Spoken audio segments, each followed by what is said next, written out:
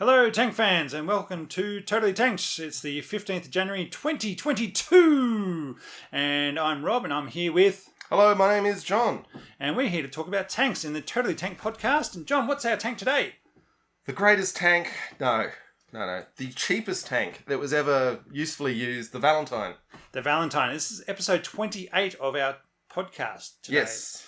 And for those who don't know, we have new merch available in the store. John's wearing a beautiful, beautiful, beautiful, down to the woods for a big surprise, T34 Totally Tanked podcast. Tank top. Tank top. Well, tank t-shirt, t-shirt today. Yeah. On this lovely, stormy, cold, hot, muggy day in Canberra. Now, I want you to note that the yellow and the red on this t-shirt, Yes. I did a look-up of the Soviet flag, and they nice. are actually the correct yellows and reds. Nice. Good to have colour matching. Yes. And so we're on redbubble.com. If you search for Totally Tanked, you'll get our designs. And then in each of the designs, there's like a range of 70 different things you can get the design. John sold me on the idea of this by showing me the Matilda 2 slogan with old and slow all the way to the end. I thought, oh, that's me. That is so me. Yeah. Yes. So at the moment we have Matilda 2, T-34, Tiger and Sherman. Probably need a Cold War tank in there somewhere. Centurion goat. I've had a request for the Hetzer. Hetzer's gonna Hetz. Yeah, well, there's already a lot of t-shirts saying Hetzer's gonna Hetz. We'll come up with our own ones then. Yeah, that's it. John is doing all this work, and I really appreciate it. And he's very clever with his designs and his phrasings. Yes. Anyway, so I bought bought my own podcast t-shirt, which is you got to prove the concept works. It's embarrassing, but I was actually really impressed with the printing. I was really worried because the level of detail in my designs, particularly because I'm using photographs of the tanks, is extreme, and I was worried that the printing process would stuff it up, or that they wouldn't actually get the colours right. And no, it's arrived doing everything that I wanted it to do. So really very happy with that. It was funny because we had all these people hassling us saying, oh, how do we give you some money? And we're like, okay, well, we need some value add to take money. We didn't just want to, charge people for a podcast we're giving away for free. And so I set this thing up, and I've, let everyone on the Facebook and the Twitter know about it. And I'm the only one who's bought a t-shirt, which is life. That's just life. It's the first time. This episode is the first time we've had them. So this is us announcing it to the world, John. Yes. If you're going to the Bovington Tank Museum, the Tank Museum, there's none of this Bovington stuff in their name anymore. If you're going to Tank Fest and you want to wear a cool tank t-shirt that hardly anyone's got, our gear is extremely niche right now. So, And this is all going to our lovely idea of going to the Australian Armour Fest in the late August of this year up in Cairns. That's not entirely related to t-shirt sales, but if you guys buy some t-shirts, we're more likely to get there. So, okay. So anyway, I'm just saying the t-shirts actually look really good because they do. Normally, when you have tanks on a t-shirt, they're a little small, and this one's freaking huge. Yeah, this is just.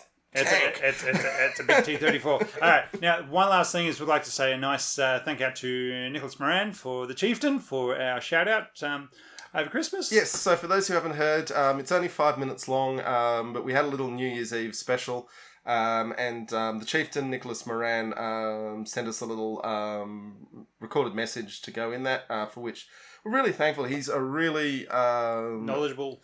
Handsome. Well, he's just a really nice human being in my experience of him. And, he didn't have to do anything for us. He's got hundreds of thousands of viewers per episode and, we've got thousands. So we really like our audience of thousands, but we're not in the same league at all, but he still took some time to help us out. So it's very nice of him. Thank you very much. And also, we had a little Guess That Tank competition in that episode. And I would like to shout out, I'm sorry I don't recall your name and I don't have it in front of me right now. One of our listeners got one tank correct in our honour system. And it was hard. I would say the M60 has a really distinctive, it's almost like a laser beam. Kapow! So I might have got that if I hadn't been the one putting the quiz together. And the T-34 has a really distinctive clank, clank, clank as it rumbles along. And I think you could possibly have gotten that one. And the other ones were all really hard. It's, rumble, rumble, rumble, pow, pow, pow. Yeah. But I'd like to thank everyone who gave it a go, and once again thank the chieftain. And without too much more, we'll do some more messing around at the end of the podcast. But we're 5 minutes in. Let's talk about the Valentine Infantry Tank Mark III. The Valentine, which is funny. There's so many things that are weird about this tank because it did actually get used in the cruiser tank role as well as the infantry tank role. It sort of ended up doing everything. But it's a cruise. It's an infantry tank. It was built as an infantry tank, and that's what its designated role was. It just happened to be a good little light tank that moved along quick enough that it was faster than the infantry. And very slowly, but quick enough. Quick enough. It was quick enough. All right. That's the whole point. For those who don't know, the Valentine is. Sorry, I've got a story about the Valentine. It's a very important story. Very important. I'd love to hear this. And very it's related to T-shirts with tanks on them. Really? And this podcast. Wow. Yeah. So about. Why am I only hearing this now? Well, because I wanted to get you surprised, to hit you fresh on this. So about 10 years ago, I was in the much lamented, because it's no longer with us, Phoenix Pub, which was Canberra's best watering hole for weirdos. And Andrew Galen, who was one of the co-hosts of the show for the first 3 episodes, and certainly helped me, push me to get it off the ground. It's a shame he wasn't able to continue being involved. Anyway, I ran into Andrew in the Phoenix, and this is years before we started the podcast, and he was wearing a t-shirt with a drawing of a tank on it. And I didn't know what that tank was, and this annoyed me, because I thought even then I was someone who knew a bit about tanks. And really, I knew what a Sherman was and maybe what a Tiger was. I didn't know a lot more. I've certainly learned a lot doing this podcast. Anyway, I said, Andrew, what is that tank? And he said, oh, this is a Valentine. And that got me thinking I should know more about tanks so I know what a Valentine is. There you go. There we go. And origin story. Yeah. Oh, Episode man. 28, we finally got to the origin story. And it's the Valentine tank. Now, somebody has pointed out that we should have been bringing this story out in February for Valentine's Day. It did throw people off the Guess the Tank competition, though. And some people thought we should have been doing an Australian tank for the Sentinel for Australia Day in a couple of weeks. Yes, but we don't celebrate Australia Day anymore. No. Not allowed to do that. But the point is, we're talking about the Valentine now. It was a British tank. Yes, British designed tank. And let's talk about its specifications to start. So it had relatively thick armour. It only weighed around 16 tonnes, and even the later variants where it got heavy only got up to about 18. So they kept on shaving the armour off the sides. Yeah. It was very low because the British had this idea that they wanted to keep the crew in between the tracks, which made for an incredibly cramped fighting compartment, but did also make it quite a robust tank in that it was quite hard to kill the crew because they were nestled between everything else. They were nice and low. It was only 7 foot high, so yeah, it was a very low tank comparatively to a lot of others. Look, the design started in 1938. The first tanks rolled out in May 1940, so it just missed Dunkirk, but it got shipped off to, and it was shipped off to North Africa when the Brits went from there. Let's go back to the design. So you've got the fall of France. You've got British rearmament hitting a fever pitch as they basically have to, with just the British Isles, and the Empire's a complicated question of what it costs to keep versus what you get out of it. So essentially the British Isles, what it can produce versus the whole of Europe, which the Nazis are now in control of, and having lost all the equipment because the British Expeditionary Force in France had all the best equipment because you don't leave that stuff behind when you're sending it over, but you hopefully bring it back, which they did not. But they brought the experienced troops back. They brought the troops back, and now they needed equipment for them. And there's a lot of things happen in the space of a couple of days, with Churchill seizing power and the Americans basically agreeing to underwrite the British war effort because the British Treasury and then France falling. Yeah, but the British Treasury literally ran out of money to the point where the Belgian government in exile was using its gold reserves to prop the whole enterprise up until the Americans could be convinced to sign a deal to underwrite the whole thing. And in the middle of this, they said, we're going to need a lot of tanks, and Matilda was a robust but flawed design in that it was so painfully slow, and it only had the 2-pounder gun. And they said, we can't build thousands of Matildas, mostly because the cast hull had to be ground out to make the specification. That was incredibly time-consuming and manpower-intensive. Those two words mean much the same thing. Anyway, so they couldn't do Matilda, and they said, okay, so the 2-pounder gun is good enough for 1940. Yep. And we stick a machine gun on, we have something reasonably well armoured. How cheaply can we build a tank that meets the specification? And this is where Vickers, with their design that was sitting on the shelf for Valentine, came up and said, we've got this, and we think that workshops all over the country will be able to literally rivet it together. And we've always talked in this podcast about how riveted armour is the worst armour. Yes. Except for no armour. Yeah. In many ways, I think this is a big comparison to the way that they came up with the Sten gun in the same period, where the Thompson gun was costing £200 to import from America as a submachine gun, and they figured out a design for the Sten gun that toy factories could make, because all the stamped parts of the Sten gun could be made in a soft metals, springs. Yeah. Away you go. Away you go. And they could make a Sten for £2. And it wasn't that a Sten was a better machine gun or submachine gun than a Thompson gun by any means. No one ever claimed it was better than a Thompson gun.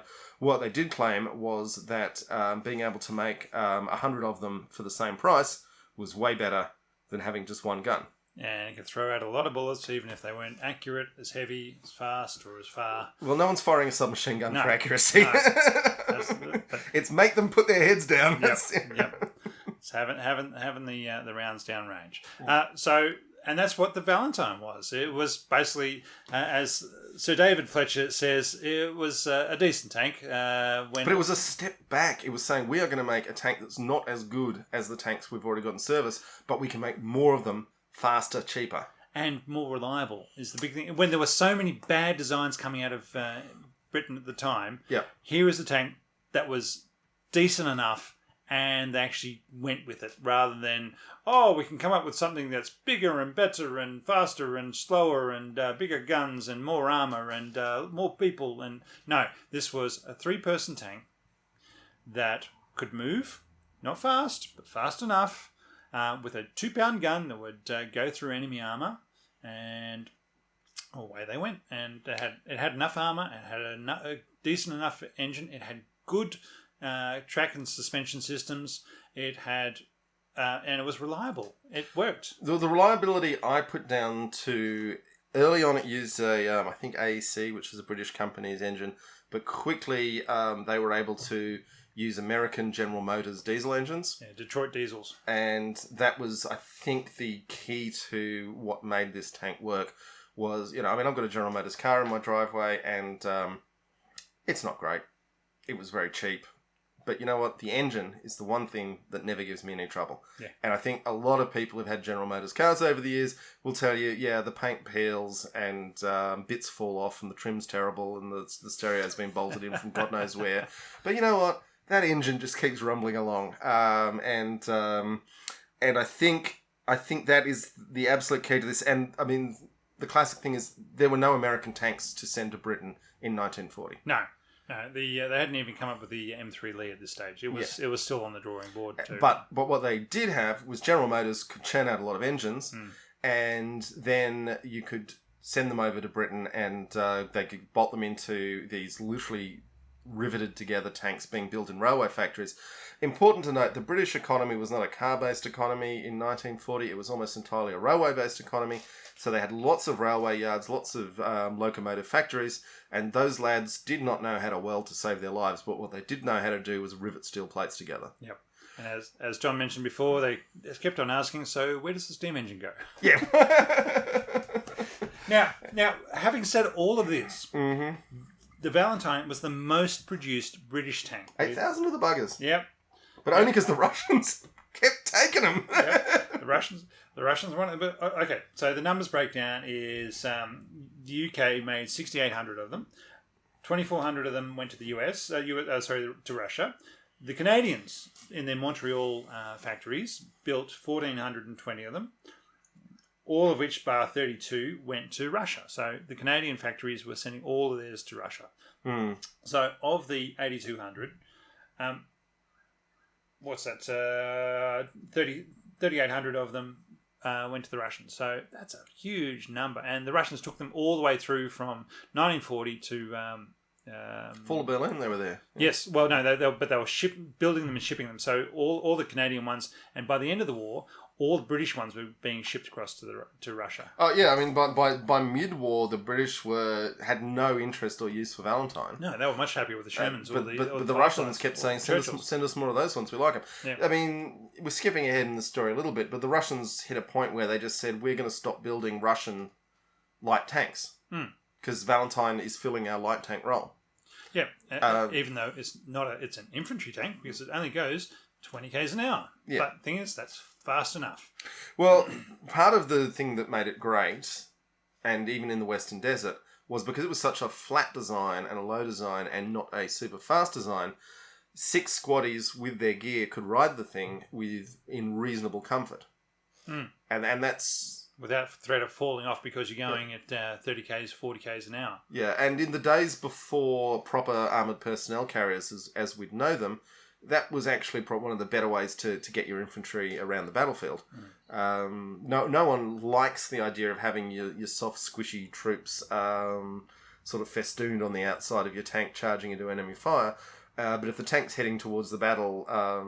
if you need to get extra troops there and because your infantry have encountered enemy resistance and they've called up the local tank squadron, bring it along. And along with the 6 guys armed with PSSS PPHs or whatever they're called, submachine guns, and go hell for leather once they arrive.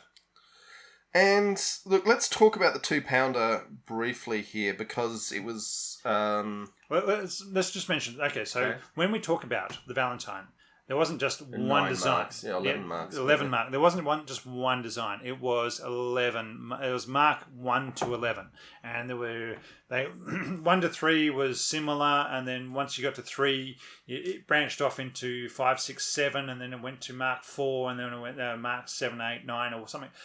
I got a little bit confused because it was very confusing. But there are 11 different variants of it, and each one was a change. Some people liked some of those changes. Some people didn't like some of those changes. What I love in the descriptions of the Russian communications back to Britain talking about Valentines was they just kept saying, "Why are you making changes? We didn't ask for these changes." You're building them for us. Why are you making these changes? Well, particularly after 1942, they were entirely the Russians like, no, don't change the gun or don't change the bomb thrower. We've just figured out how to make it work the way we want it to. But we do like the radios. Yeah, they like quite a lot of things about it. Anyway, we'll get to that. Anyway, 2-pounder gun. 2-pounder gun. So you had a 3-person crew, which meant you had a driver, a loader, and a gunner. But hang on, where's the commander? Guess what role he has to play? Well, it's an interesting one, loader, and normally in a tank with a better gun, you'd say, no, that's stupid to make the commander load the gun.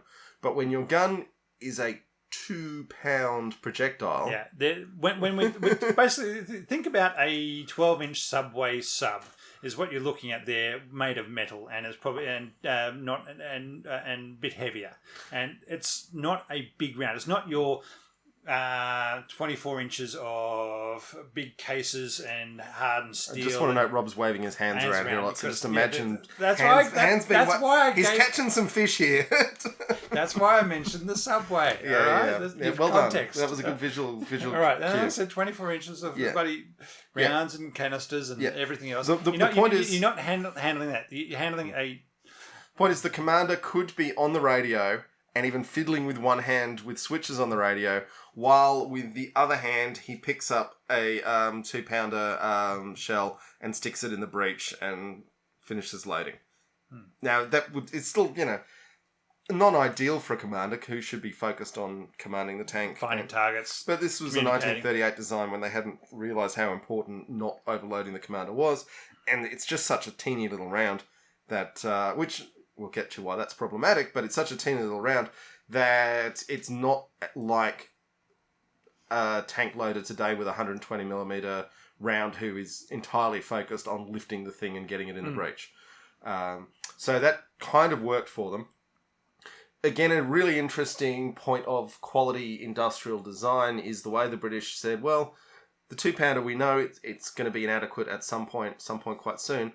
But today being 1940, it can penetrate most of the German fighting vehicles we're going to encounter on the battlefield.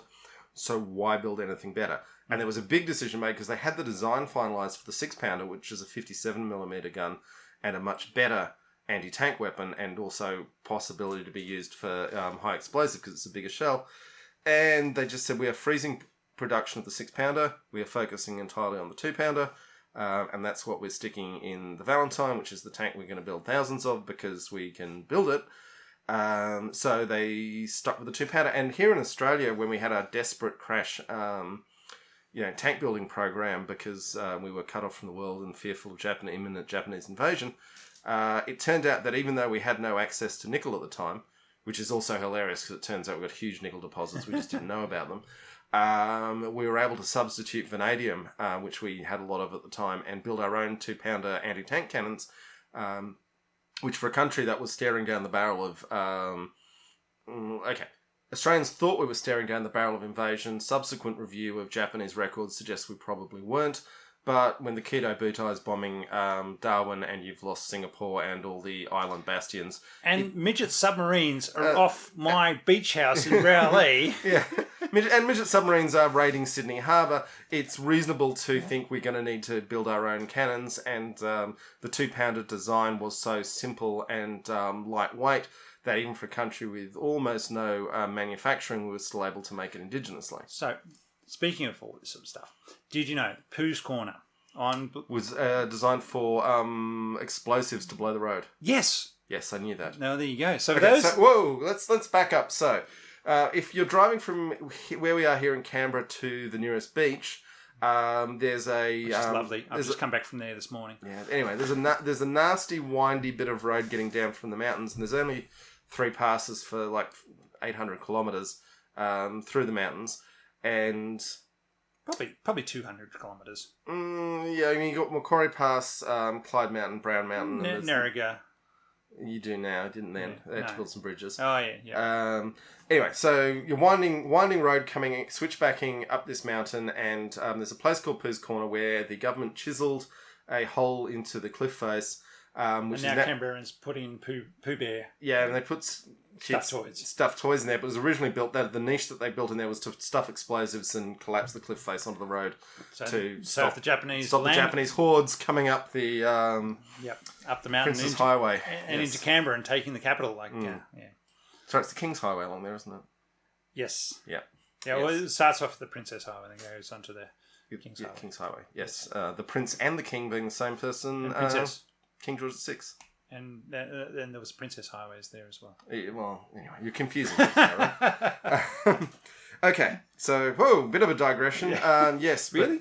Anyway, there was a fear that turned out to be misapprehended, but was considerable at the time that the Japanese were going to invade. We could build 2-pounders here, so we did. A more sophisticated, bigger gun, we probably couldn't, but against Japanese armour, it probably would have been okay. Yes.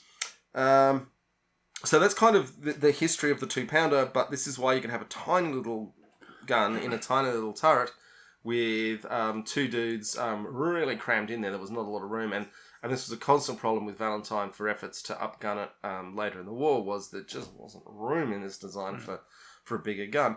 But for the moment in time where they were building it, it was adequate. And one thing both Rob and I found in our... we call it research, and mostly it's just sitting on YouTube scrolling through things other people have done, which that's research. That is research. Excuse me. There's some British Pathé, which is old newsreel footage from 1940, which I'm not quite sure how it got there or who put it there or why it's there, but it's literally showing a 20-year-old dude in a bicycle shop in some northern industrial town in Britain who's working the lathe that his boss has taken out some sort of loan to buy and making 20 widgets a day that go into the shock absorbers of the Valentine tank. Which were very good shock absorbers. Well, they were certainly... The tank as a whole was extremely reliable. But the thing is, seeing this cottage industry going on based around these sort of bicycle shops and anywhere else that had a metal lathe to build these things, and seeing the number of people that were involved in each step of the chain of crafting a single thing and saying this is all it really did my mind in watching the video of this, of saying all these people handing from one thing to another, and then the last person getting out the calipers and testing. Okay, yes, it is 57 millimeters wide or whatever else. It's probably 5/16 of an inch or something. Yeah, whatever it was. It was a case of it was bizarre seeing this real small industry activities going on rather than large industrial assembly lines going on. But in a perfect world, it's not how you'd do it. In a perfect world, you'd call up the widget company and you'd say, we're building 2,000 of these tanks this year. They need 12 shock absorbers each. That's the number of these widgets we need. Put in a safety margin for errors, and the giant widget co goes out and produces those, and they all arrive in boxes. And instead, this incredibly more complicated system of lots and lots and lots of little bespoke shops building bits of widgets to spec that will all fit together. But when you've got an economy that is incredibly capacity constrained, trying to build more warships, trying to build planes to defend your cities that are getting bombed, then you being able to having the bureaucracy that's able to manage all these little bicycle shops with a 20-year-old who'd rather be chatting up girls, and not getting conscripted. Well, he's probably happy about not getting conscripted, but it's 20-year-olds, you never know how they feel about that. No, So it was anyway. That was just fascinating, and that goes, I think, in part to explaining why this tank that was a retrograde design step for 1940. The British had better tanks in their army, and they said, "Stuff it, we'll go with the cheap one." Yeah. So they didn't have the capacity to build anything better. Yeah, and considering the issues they had with their cruiser tanks, these are supposed to be their fast tanks, the Covenanters and the Crusaders. Don't put the Covenanter into that group. All right, it's supposed to be the fast tanks. Crusaders, sure. Yeah, okay. It's supposed to be the fast tanks, and the issues they had with those. The Valentine came out as an infantry tank, looking so good in so many different ways, being reliable, effective, can go through terrain and just keep on going. Even if it's at 20 k's an hour, rather than 30 or 40, which is what you want for your cruiser tanks. Better than your 10 k's an hour for your other infantry tanks like the Churchill and so forth, but it's good enough, all right? And it had a little bit of acceleration, so it could just zip across the battlefield. Even the Germans mentioned, yes, these things move quite quickly from a standing start. This creates a really interesting concept that I'm still getting my head around. Was it the first MBTG? It was the first time. No. Although in some ways I guess it was, in that it was a cruiser and an infantry tank in the same package, but no, it wasn't. No, doctrinally, it's not. Yeah, and as we said, it was actually a retrograde step back in design terms, but the fact it could get knocked together in sheds was the main advantage. You really think the Kiwis with their Bob Semple should have just been... I mean, they bought Valentines, so we're going to get to the Kiwis using Valentines. But the idea that a reliable slow tank is tactically slow but can be strategically very fast just blows my mind, because you could send out a company of Valentines on a 500-mile route march and most of them would get to the end of it. Yeah, much more than any other tanks would get there because it's so reliable. Yeah. And it would be a little bit slower, but it would get there. Yeah, and that actually makes, in terms of getting the fighting force over the distance, that makes it a fast tank. And because you can reliably accept, of the 12 tanks in this squadron, 10 are going to get there at 500 k's later and be effective. Yeah, where you couldn't dream of doing that with Panthers. Or T-34s even. Or T-34s, yeah, which is down to the transmission on the T-34, which we've talked about. Yeah, let's go over some of the other things. So the British doctrine at the time in 1940 was, we don't need HE because we're going to, for our anti-personnel, we're going to use machine gun. So I think that was a virtue of necessity, because the 2-pounder was such a small shell that getting a useful... That was still part of the doctrine. That was still part of the doctrine. Their doctrine was, They didn't need HE because they had machine guns, right? Yeah, but everyone knows that when troops are dug in or when you're dealing with other vehicles or anti-tank guns... didn't need it. That wasn't part of the doctrine at the time. So they had a... Doctrine was wrong! It's very true very often, but that's the that's the world you live in. All right, so you've got this 2-pounder. They've also got a coax machine gun. Now, one of the versions had even a little turret on the hull for another gun, but that quickly disappeared. So they've got a coax, and then they went to a 4-person crew with the Detroit diesel and a radio, and some of them were cast, some of them were welded armor. Again, they still only had the anti-tank rounds. And then they went to a 6-pounder gun with 3 crew because they had to take out the loader again and make the commander because they didn't have the room, but they shaved off some armour to make it smaller and kept the weight around 17 tons. The side armour kept getting thinned out so they kept the front armour about 65 mils. And it had a little bit of slope, but not too much. But they then took out the machine gun. So you now have, and the 6-pounder when it was brought in, when the British 6-pounder had was still anti-tank only, no HE. And so you've now taken out the machine gun, the coax, so you have no anti-personnel capability because you have no HE and you have no machine gun. So again, it was getting really difficult tank to use at that stage. Eventually, they turned around and made it. Brought in some. The Russians figured it out along the way. They got really upset with the British making all these changes, but they bought the M10 tank destroyers that the Americans were sending over had a 6-pound or equivalent. 57 millimeter HE round, which could fit quite nicely in the 6-pounder gun. So they started rolling those ones out. Now, you would have been firing that with a lanyard when you tested the wrong round in a gun made by a totally different country. You wouldn't have had a marshal in the turret with you while you were firing it? Yeah. I'll call back to one of our previous episodes, but yes. All right, and then eventually the British, the Poms decided with the 6-pounder turrets, with a 3-person crew, they would add in a coax round in there. So the eventual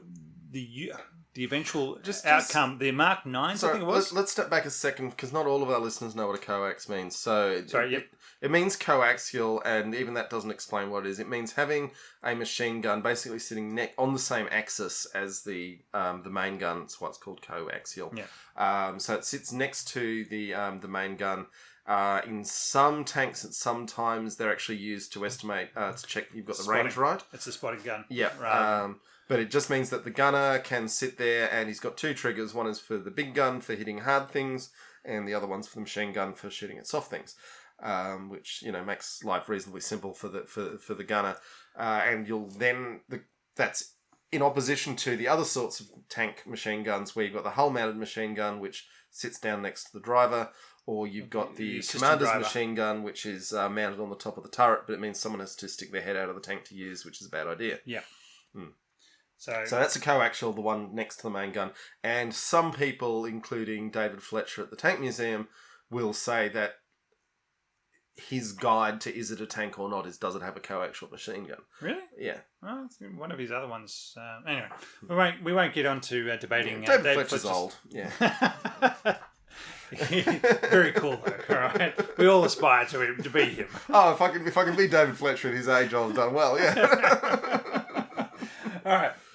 So they brought the coax back in towards the end of the war. Then they've also come out. I think it was the Mark 9, and then they've come out with decided to put a 75mm gun in there. And again, with 3-person crew and a coax, and they've shaved off some more armour from various places to get this great big gun in there, the 75mm. But they've had to designate it as a 77mm gun because it's not a 75 that's standard for the Shermans or anything else like that, because they can't fit a proper 75mm round within the turret and be able to move it around and handle it and load it. So they've made it a shortened version, shortened round of a 75, and they've had to call it a 77 so that nobody will get confused when you're talking about...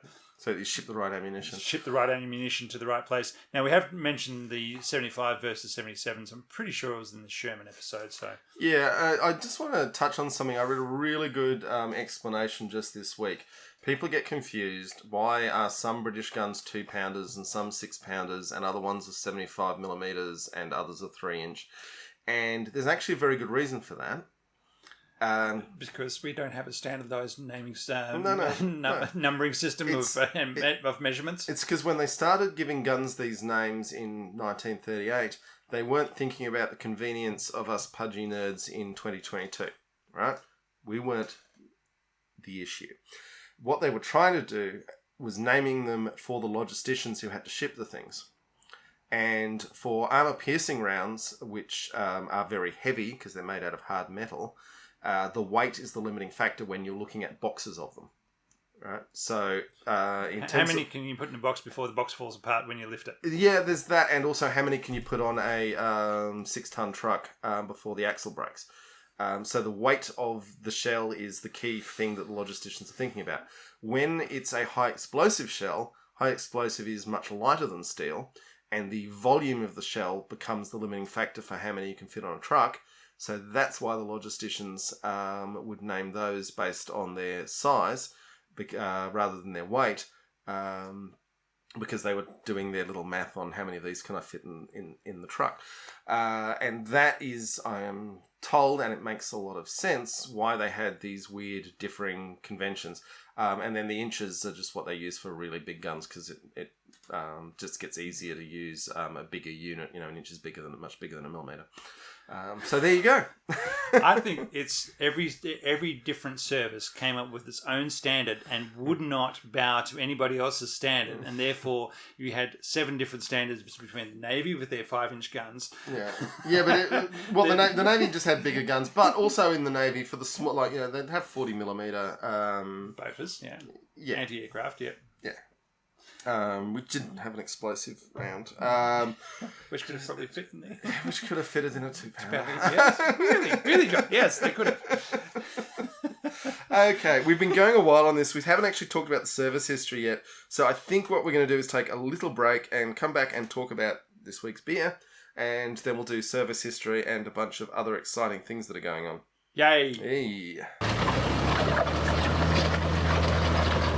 So, Rob, what time is it? It's beer review. It's time for beer review. This ain't no grog or ale. 1 pint down, you'll be swinging in the gale. 5 pints, buddy, you'll be shaking in your shoes. Time for beer review. There we go.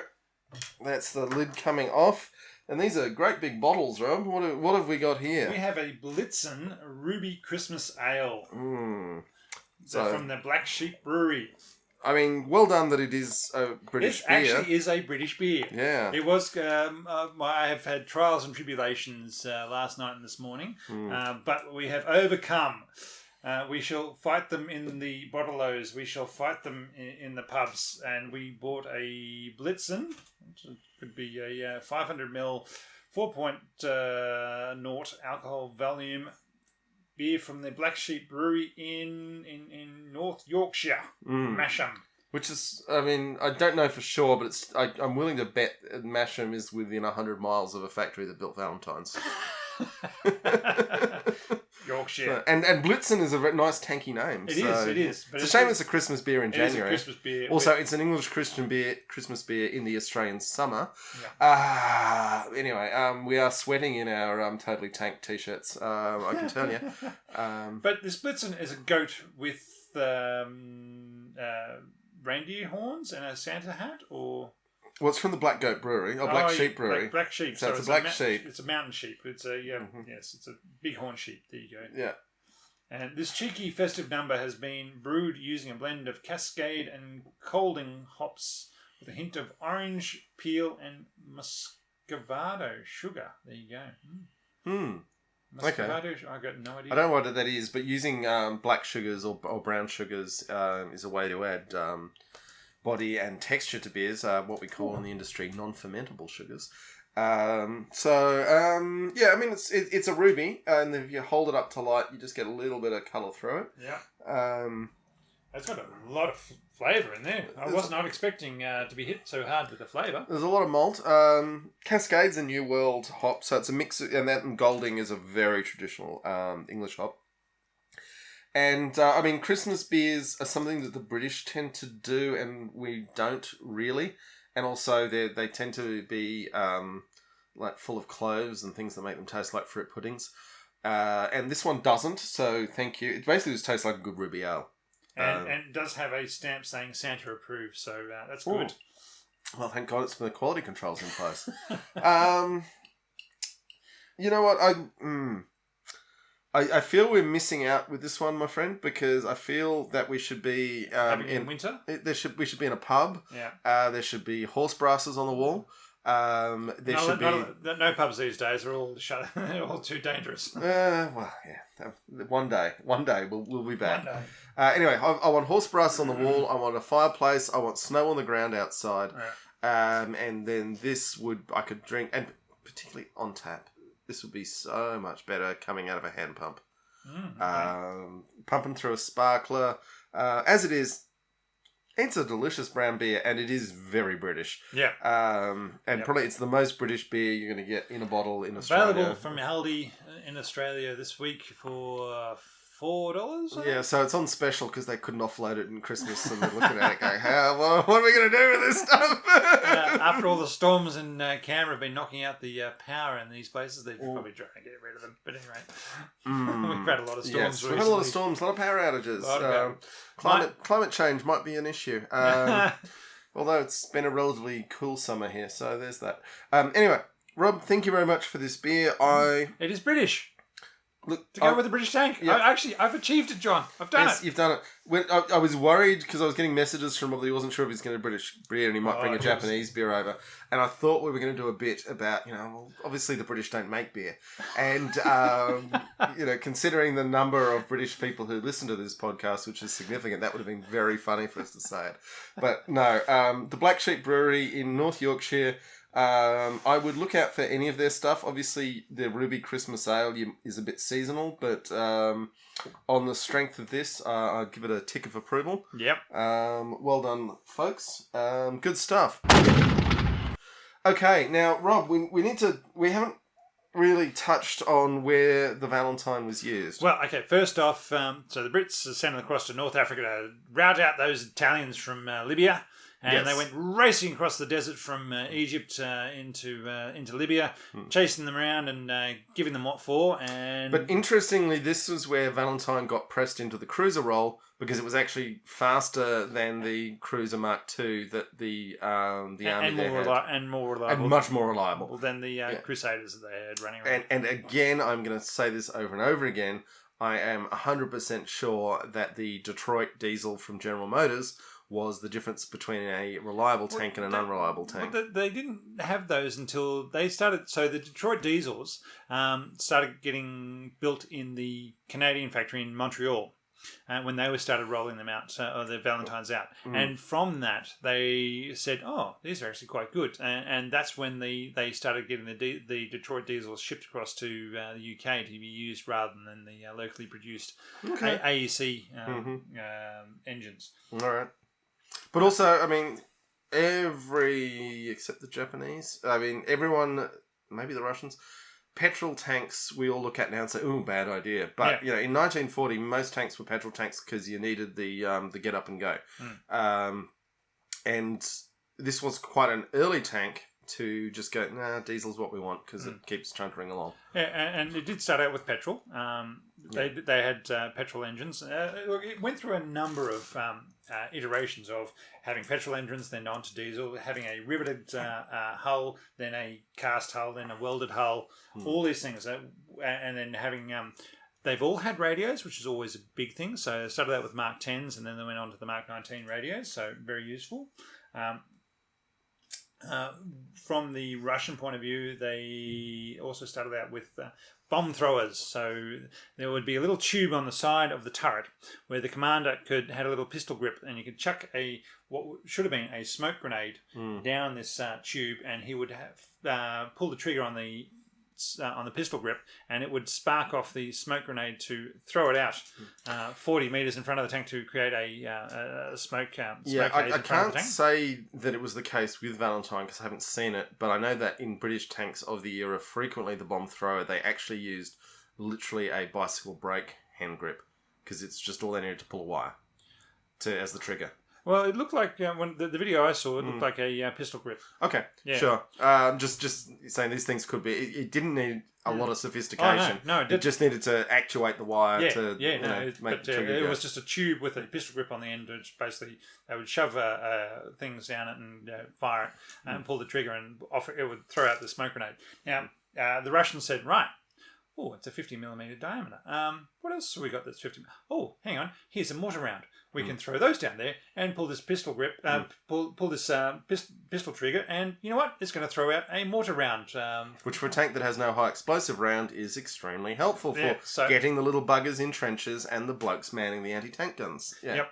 And so they'd use that. So the Russians figured out how to throw out HE rounds by throwing a mortar round down these bomb thrower tubes. But then the Poms changed it to a smoke dispenser, and which would only throw out smoke, and so they lost that capability. And the Russians weren't very happy. But I do love the constant correspondence when you start looking at this tank of the Russians saying, what are you doing? Why are you making changes? We're the only people who want this tank. We like what we've currently got. Why are you changing it?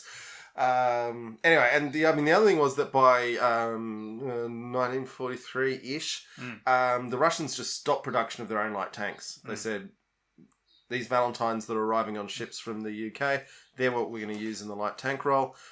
We can divert our own production to other things, which is, considering how really good Russian tanks were compared to Allied tanks, is quite a compliment to this weird little thing that was being knocked out by dudes in bicycle shops. The Russians had received, they were receiving Shermans, they were receiving Churchills, they were receiving Matildas. They specifically requested Valentines, and by the end of the war, the Valentines were only being built for the Russians. They received them via the North Atlantic, so the trade routes. Except when there was 6 months when that got cut off, and they had to send them through Iran. But there was so there was via the North Atlantic, which there was many deaths and sinkages and just icings over, and saying 200 and hang on, how many? There's a lot of Valentines at the bottom of the Norwegian coastline. Yes, 450. Is that about right? 300? Yeah, 450 sunk heading that way of the 3,800 went. So yes, a number of them went via Iran.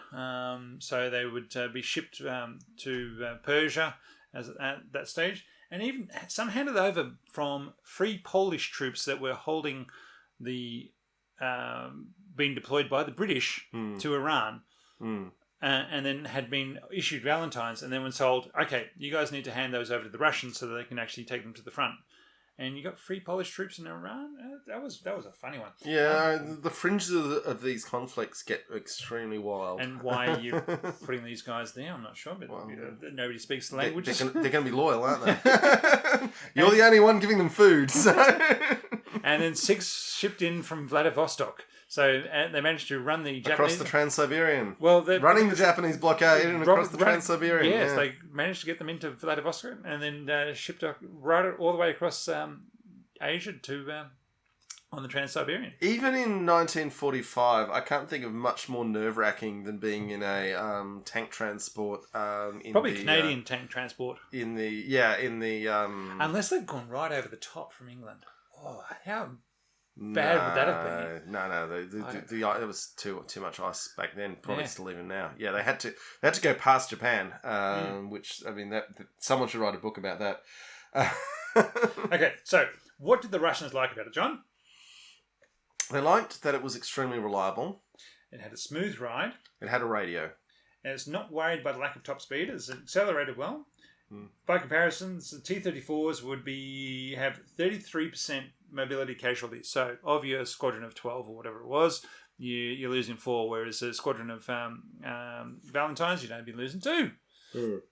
Right, because they only had a 16%. Again, I start to wonder, the organisation must have been quite significant to just deal with the fact that you've got this route march and, so let's say over it's 100 kilometres and even for the reliable tank, 2 of them are left behind, broken down on the side of the road, and someone has to collect them and fix them and get them back to their unit. That's a lot of organisation every time you move any of these things.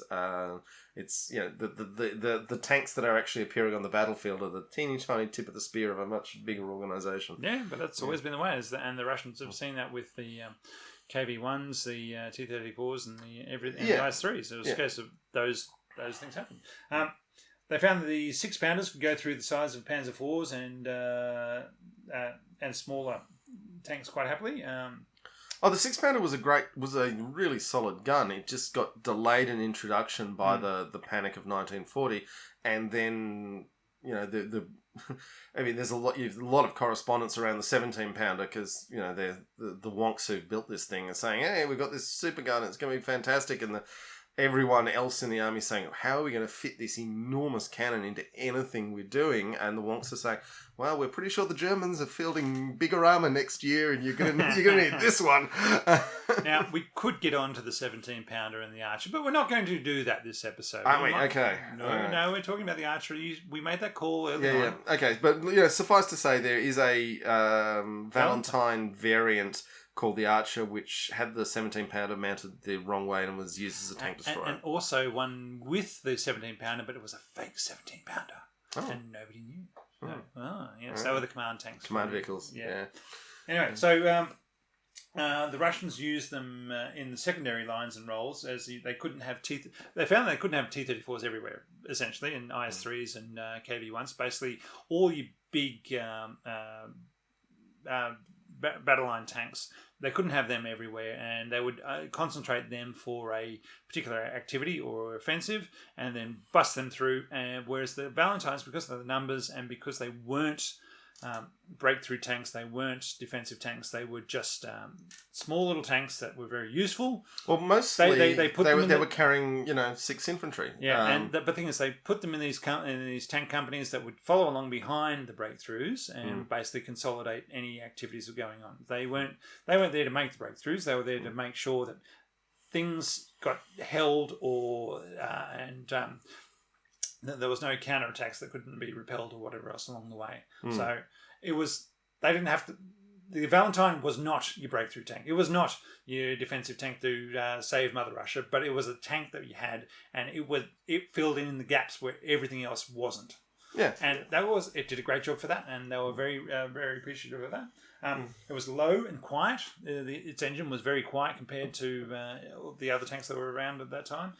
And its lack of height meant that they could easily sneak around places because everybody would be looking for much taller tanks that were trying to see over the steppes rather than these light, low-lying tanks that were designed for operating in desert environments. Yeah, I mean, just the low-slung nature of it was incredibly useful for any sort of camouflaging and concealment, and use from ambush with the 6-pounder version was capable of ambushing German tanks.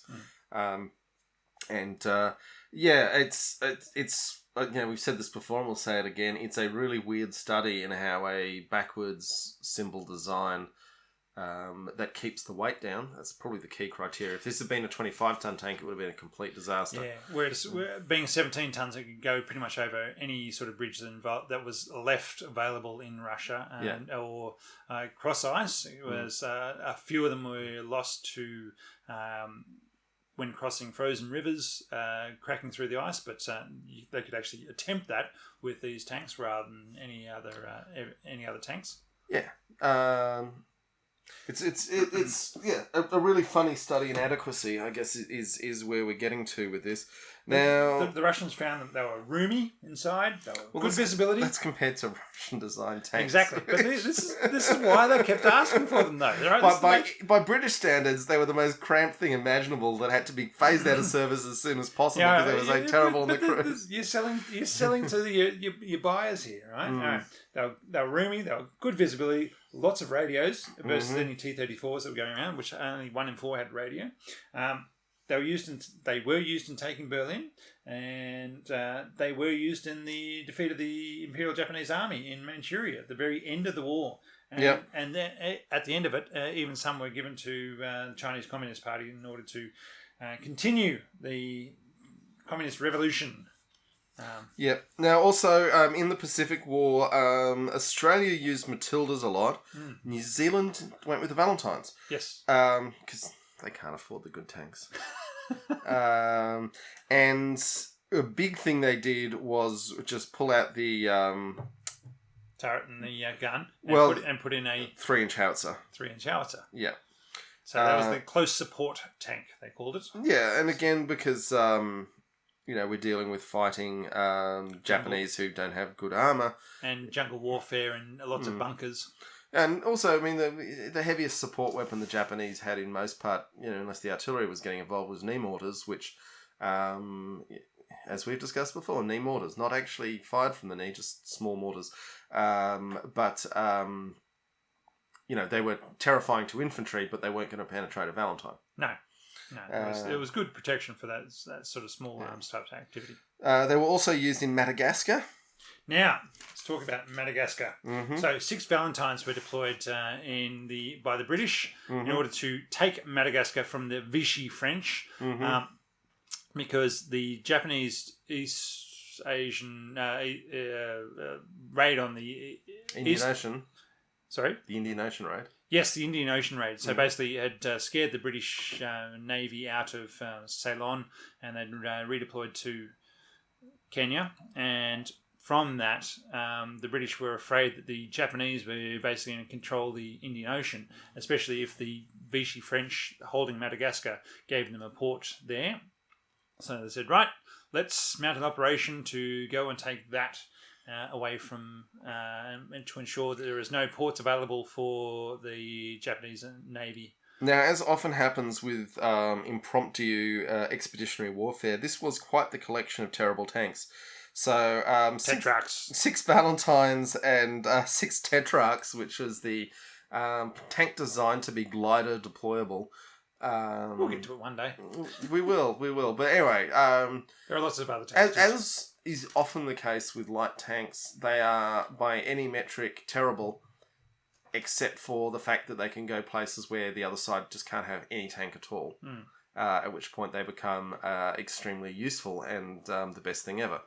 And so similarly, this is where the Valentine's lightness comes into it, that it was being deployed with Tetrarchs, which are literally a glider deployable tank in the 1940s. Can you imagine being the pilot trying to dead stick a glider with even a Tetrarch as a tank in the back? It's just a lot of weight, and the wings can only do so much. But these ones weren't glider deployed; they were amphibious landed. Yeah. So it was a big amphibious landing, actually. This is the first big amphibious landing by the British in using air, sea, and land forces. It basically was a sign of a practice for future amphibious activities from North Africa, Sicily, and beyond. And this was the first one. Which included 6 Valentines. However, they found the Vichy French put up a bit more of a fight than they were expecting, and where they thought they were just going to roll these tanks and their special forces around the place and then bring in some garrison forces to hold Madagascar, they found the Vichy French dragged the fight out for quite some time, longer time than the French actually held out against the Nazis and before they capitulated. So, there was different environments, there was different numbers of troops, but it was still, the British were applying a lot of force here to try and stop Madagascar from becoming a Imperial Japanese Navy port facility. because they did not want to lose control of the Indian Ocean. So, well, I mean, India was, again, it's a really tough call as to whether the British got more out of India than it was costing them to maintain control over a population that, frankly, had no great interest in the British continuing to rule them, and I don't blame them for that. But India is still an enormous country, and with an enormous number of people and very significant amounts of industry. And there was plenty of Indians fighting the Italians and Germans in North Africa. Yeah, I mean, they were the rats that Tobruk with, along with the Australians. Yeah, there is an Amazon Prime series called The Forgotten Army that's out, which is about the Indians who fought for the Japanese. Look, there were plenty of Indians who were also all about Indian sovereignty and who were signing up with the Nazis and the Japanese. I'm not criticising the Indians who placed a bet with the Japanese at all. It's a big country with a lot of people, and we can't all agree on one thing. Well, also, I'm just saying, they were valuing the freedom of their country. They thought the Japanese were offering it. The Burmese freedom fighters who sided with the Japanese was certainly very public in their regrets, because it turned out the Japanese weren't all that great in World War II. Who'd have thought?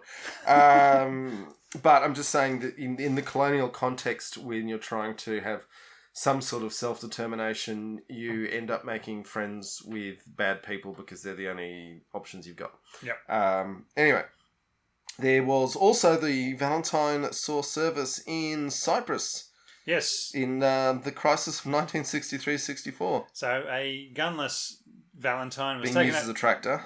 Was taken over by some of the Cypriot Greek militia. Militia, and they threw a Bren gun in the top of it and said, "Right, let's go," and away we went. Yes. Apparently, the vehicle is still owned by the Cypriot National Guard, who intend to place it in a new military museum. Good on them. So that's good for them. So this tank, it saw a lot of action. After North Africa, it did not see a lot of action from the British Army. Although the New Zealand did take it into quite heavy fighting in the South Pacific. Yes. And it did see plenty of action in India and Burma. Again, being a light tank, it could manoeuvre around a lot more in those sort of areas. But with those tanks that were lost or ended up somewhere else, I think it's worthwhile talking about some of those ones, because as I was saying before, plenty were lost off the Norwegian coast as they're trying to take them around the northern route to Vladivostok and Archangel. Not Vladivostok, sorry, Murmansk and Archangel. But some were lost they were part of the D-Day landings, and they had the amphibious ones. Yes, they had amphibious. Because it's such a light tank. They had amphibious designated Valentines, and they were part of the D-Day landings. So they were used by the British, but it was, again, secondary role. Better to have 4 Shermans running around, because that was the majority tank that was going around at that time. Fundamentally, a 75mm high explosive round can mess some stuff up. Whereas, if all you've got is, I guess they were using the 6-pounder versions. But they weren't using the HE. They only had the anti-tank rounds. Yeah, because they hadn't figured out like the Russians had. Stick those American rounds in there. Anyway, I do have some questions. If you're manning an anti-tank gun and you've got your little gun shield that keeps the small arms off, if that gets hit by an armour-piercing shell, you're having a bad day. The thing is, the tank has to actually hit the armor, that gun shield. Yeah. Whereas with HE, you just have to hit near it. Yeah, okay. All right. Near enough is good enough for government work. Yeah, sure. That's just sort of situation of let's just make these people their lives miserable. Yeah. Whereas even a couple of meters away, a armor piercing round that hits the dirt is just burying itself in the dirt. Yeah. All right. So they were involved in D-Day, but because of that. They had an amphibious version of the Valentine, which they had the little side skirts they would pull up, and then they had a little propeller at the back, and it was called the Valentine DD, and away they went. Duplex drive. Because it had a amphibious, the propeller drive. Yeah, but DD stands for duplex drive. There you go. Some of those were lost in training for D-Day off the coast of the UK.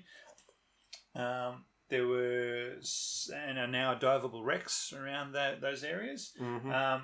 Some were lost in bogs, swamps, and rivers of Eastern Europe on the way to Berlin, and they've since been pulled up out of those bogs and rivers and been restored. It's quite fascinating to see them being pulled out and saying, "Oh, okay, these things they're not terribly degraded." But it's a beautiful thing that a tank that could be built by a bunch of 20-year-olds in bicycle shops is also the tank that you can restore more easily because the parts are not that hard to make. There you go. Yeah. Yep. Understood. Now, talking about restorations, I saw a page on the interwebs saying about all the restored or available Valentines around the world at this stage, and at the bottom of about half of them was a little comment saying restored by Andrew Rowe, New Zealand. I was thinking, or Rowe, however you want to say it. And I was thinking to myself, that guy has put in a lot of work in restoring Valentine tanks over the time, and it was quite surprising just to see the number of attributions placed against him. While New Zealand had a number of Valentines, and they were probably all returned and held in various places, and they were park ornaments in the South Island around Christchurch and wherever else, and they said, I was just out in the back of a field here, and they would get... Well, they got used as tractors a lot. I mean, and they get pulled in and then restored, and it's still amazing to see that about half of them were restored by Andrew, and so well done him for making those efforts and getting out there. But if you wanted to own your own tank, Valentine's not a bad option, again, because it's light enough that you can park it in your driveway without collapsing it. It's no universal carrier, but...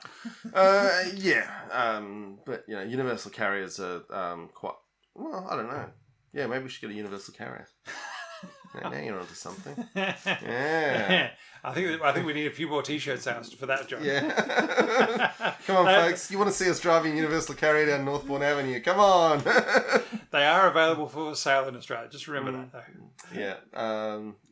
Yeah, now there's a thought. That sets the mind wandering. Okay, let's talk about other things going on in the world. So we're wrapping up the Valentine tank, and then we're moving on to modern day stuff. Yeah, things happening in the world tank related. We called it, on the basis of lots of other people calling it, that the Russians weren't going to invade before Christmas in the Ukraine, and they indeed have not. But boy, you've just got to... I've got a question. If you're going to have that many troops massed on the border, that's expensive. Yeah. And every day they're there and not where they normally are is expensive. And Putin's going to want something to show for the amount of money he's spending to keep all these troops forward deployed. That's right. I mean, the whole reason the Cold War finished was because the Russians couldn't afford to keep doing what they were doing. So you don't want to be pushing the envelope of what they can afford before they start saying, well, we've spent all this money, what are we going to get for it? I've got a controversial view on the end of the Cold War. Definitely the strategic balance that the Americans struck, forcing the Russians into unsustainable defense spending, had a lot to do with the end of the Soviet Union, no question. A lot of Russian speakers who I know reckon it had a lot to do with the Russian elites were sick of having crappy cars, and they wanted BMWs, and they wanted holidays in Mallorca, and they wanted Louis Vuitton gear, and now they're just showing all of central London. Yeah, and Philippe Patek watches, and all the things that the elites had outside of Russia, and that, I guess this is some sort of stab in the back theory that basically the Russian elites didn't want to be part of a communist system; they want to be part of the global capital elite. They want to be part of the 1%. Yeah. And I think that's I wouldn't say it's the only reason, but I think it's a useful filter for people to keep in mind. But what you've got at the end of the Cold War and the breakup of the Soviet Union, there were agreements signed and undertakings made that NATO would not expand all the way to the Russian border. No, because as plenty of countries have seen, once the American, which is essentially, while we're saying NATO, we're looking at the Americans, all right? Yeah, we are. Yeah. So the Russians have their undertakings that Ukraine is not going to be part of NATO and not part of the Western sphere because it's right on their border, and they've said that is a step too far for them.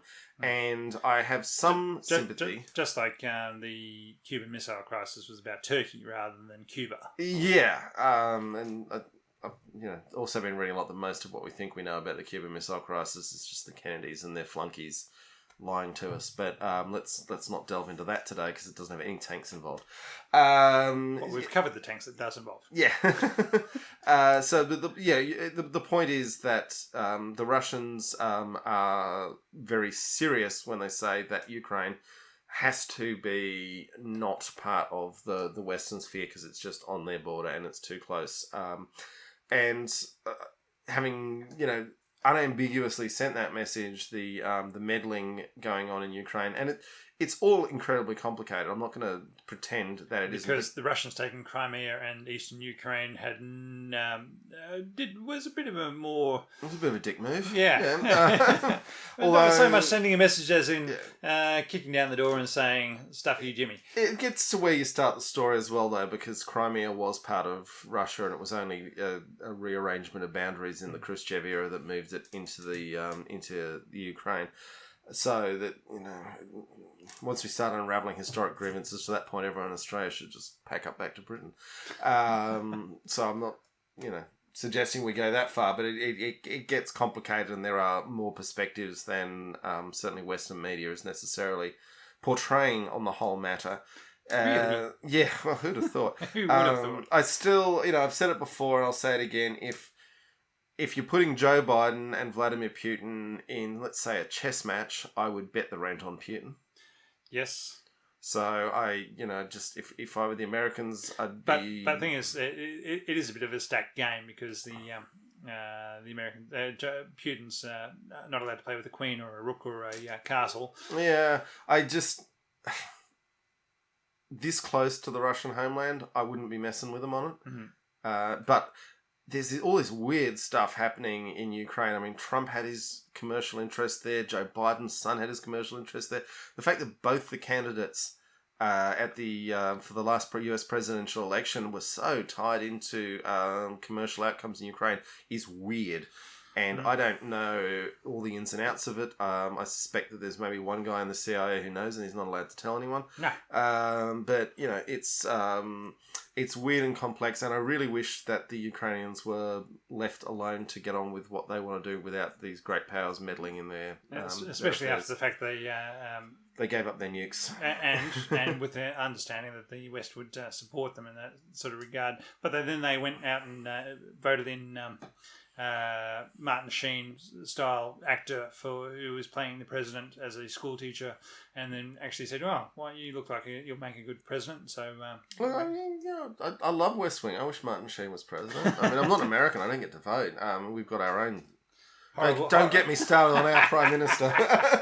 We don't vote for him. The people of the Shire vote for him. Yeah, well, I mean, a majority. Those damn hobbits. Yeah, he only won by one vote, one seat. Let's remember. But anyway, we've got a new vote coming up soon. Yeah, if Australia. Unfortunately, we're not in the swing seat, so we don't count for that. Don't count for that. much. Don't tell Tim Hollow we're not in the swing seat. Right, but what is Australia doing to it?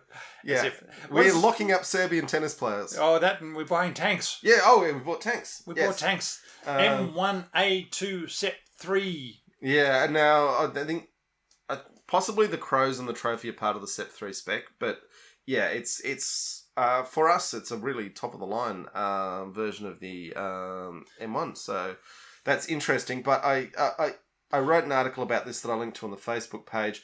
Mostly what this represents for Australia is continued capacity maintenance of a token tank force. And trying to shift the news cycle from...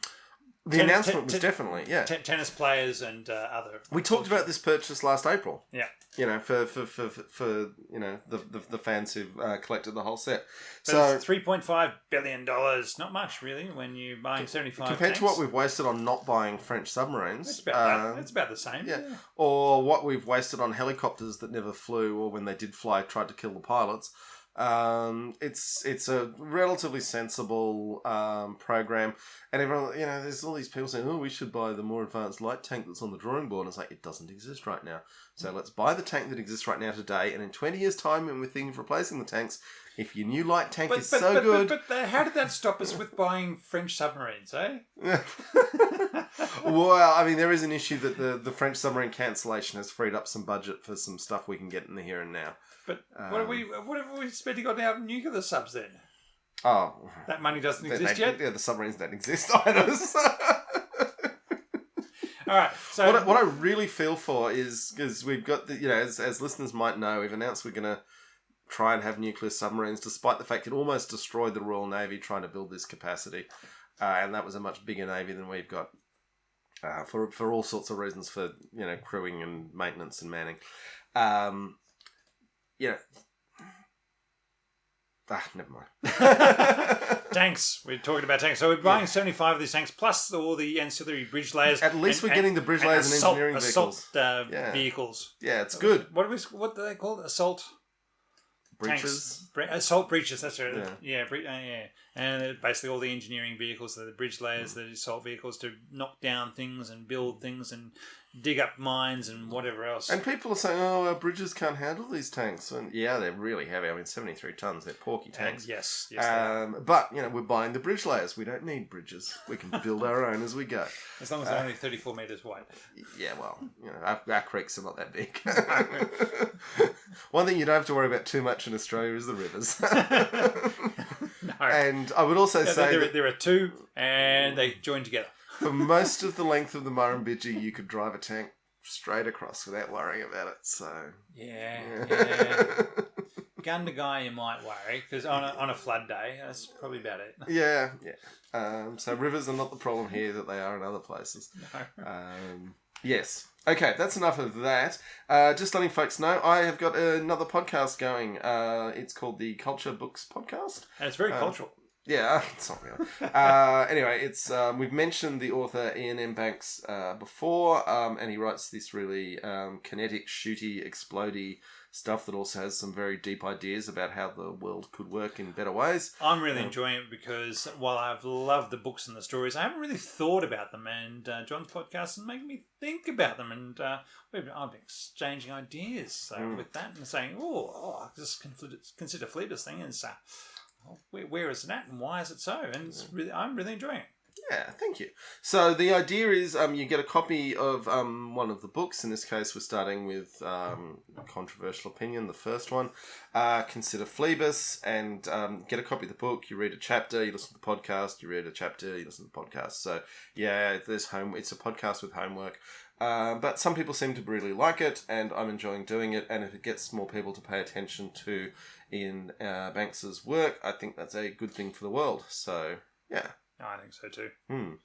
All right. Anything else you want to talk about today, Rob? No, I think we're done with tanks and stuff. Yep. The Valentine beer, and we'll be back. Sorry.